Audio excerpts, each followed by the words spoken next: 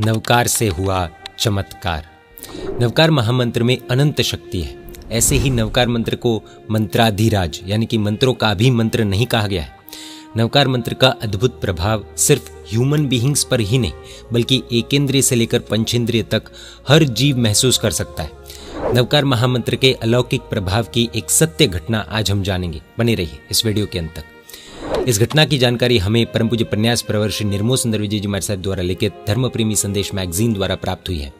साल 2023 में सरस्वती लब्ध प्रसाद परम पूज्य आचार्य श्रीमद विजय रत्न सुंदर सुरेश्वर जी महाराज साहब के शिष्य रत्न परम पूज्य प्रन्यास प्रवर श्री धैर्य सुंदर विजय जी महाराज साहब, परम पूज्य प्रन्यास प्रवर श्री निर्मोह सुंदर विजय जी महाराज साहब एवं परम पूज्य साध्वी जी भगवान श्री धैर्य निधि श्री जी महाराज साहब का चातुर्मास मुंबई के घाटकोपर संघ में श्री चिंतामणि पार्श्वनाथ भगवान की छत्र छाया में था।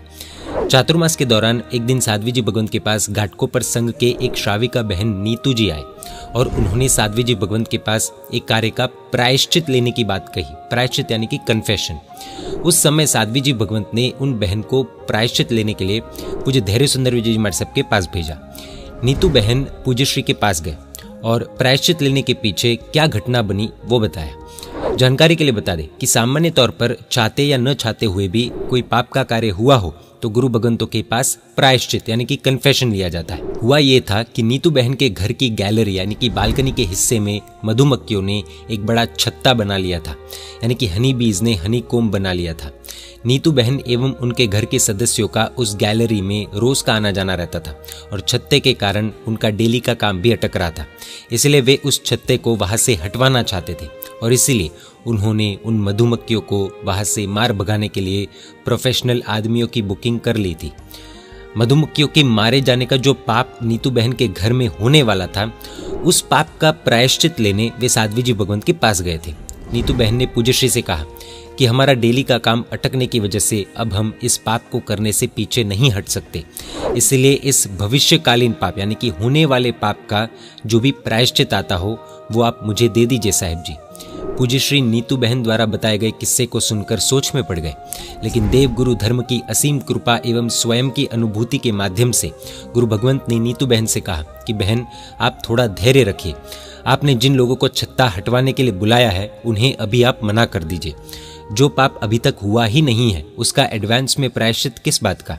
हम कुछ ऐसा करते हैं कि आपको मधुमक्खियों को मारने का पाप ही न करना पड़े। गुरु भगवंत ने कुछ सोचकर नीतू बहन से कहा कि आप कल से प्रतिदिन शाम को सूर्यास्त यानी कि सनसेट के तुरंत बाद संध्या काल यानी कि डस्क के समय में 108 नवकार महामंत्र का जाप कीजिए। ऐसा सिर्फ 21 दिन के लिए आपको करना है। मुझे भरोसा है कि चमत्कार होगा, परंतु नवकार गिनने से पहले आपको उन मधुमक्खियों के पास नम्रता से प्रार्थना करनी होगी कि हे मधुमक्खियों, आपकी उपस्थिति यानी कि प्रेजेंस के कारण हमारा काम अटक रहा है।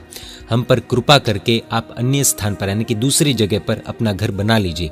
हमारी इतनी सी विनंती को आप स्वीकार कीजिए। टेक्निकली देखें तो इसे संकल्प करना कहते हैं और संकल्प में बहुत शक्ति होती है। नीतू बहन ने पूर्ण समर्पण एवं विश्वास के साथ पूज्य श्री की बात को स्वीकार किया और मधुमक्खियों को मार भगाने के लिए बुलाए गए लोगों को मना कर दिया। अगले ही दिन से नीतू बहन ने भावपूर्वक जैसे जैसे गुरु भगवंत ने कहा था वैसे वैसे नवकार महामंत्र का जाप करना और मधुमक्खियों को नम्र प्रार्थना करना शुरू कर दिया। नवकार महामंत्र के प्रति परम पूज्य प्रन्यास प्रवर श्री धैर्य सुंदर विजय जी महाराज साहब की अद्भुत आस्था एवं प्रकृष्ट साधना से एक चमत्कारिक घटना यहाँ घटित हो गई। जाप शुरू करने के 11वें दिन यानी कि 11th डे नीतू बहन ने उपाश्रय में आकर अत्यंत प्रसन्नता के साथ खुशी खुशी सभी को आश्चर्यचकित कर दे एवं नवकार महामंत्र के प्रभाव के आगे नतमस्तक कर दे ऐसी बात गुरु भगवंत को बताई कि महाराज साहब 21 दिन का इंतजार ही नहीं करना पड़ा। आपके द्वारा बताए गए इस उपाय से 10 दिन में ही चमत्कार हो गया। हमारी गैलरी से मधुमक्खियां चली गई है। इतना ही नहीं, मधुमक्खियां अपना छत्ता भी साथ में लेकर चली गई है। जी हाँ, मधुमक्खियां तो गई ही, साथ में अपना छत्ता भी लेकर गई। आप तस्वीरों में हकीकत देख सकते हैं। मधुमक्खियां चली जाए ये भी एक बड़ा चमत्कार था, उसमें भी अपना छत्ता लेकर चली जाए वो चमत्कार का शिखर और शिखर पर ध्वजारोहण जैसा था। क्या आज भी हमारे मंत्र में इतनी शक्ति है कि संपूर्ण जीव सृष्टि उनकी आज्ञा मानने के लिए बाध्य हो जाए? सिर्फ मंत्र की ही बात नहीं, हमारी मैत्री यानी कि कंपेनियनशिप में भी इतनी अपूर्व अद्भुत और असीम शक्ति है कि दुश्मन भी पिघल जाए। नीतू बहन के मन में टाइम की पंक्चुअलिटी, संकल्प पर श्रद्धा और प्रार्थना का बल इतना मजबूत था कि संकल्प के 21 दिन के दौरान नीतू बहन एक दिन मूवी देखने के लिए थिएटर गए थे और वहाँ उन्हें जैसे ही पता चला कि सूर्यास्त यानी कि सनसेट का समय हो गया है तो उन्होंने वहाँ पर ही आंखें बंद करके तुरंत नवकार मंत्र गिनना शुरू कर दिया था। अर्थात संकल्प सिर्फ मन में होना काफ़ी नहीं है, क्रिया में भी उन्होंने कोई कमी नहीं रखी, जिसका परिणाम उन्हें मिला।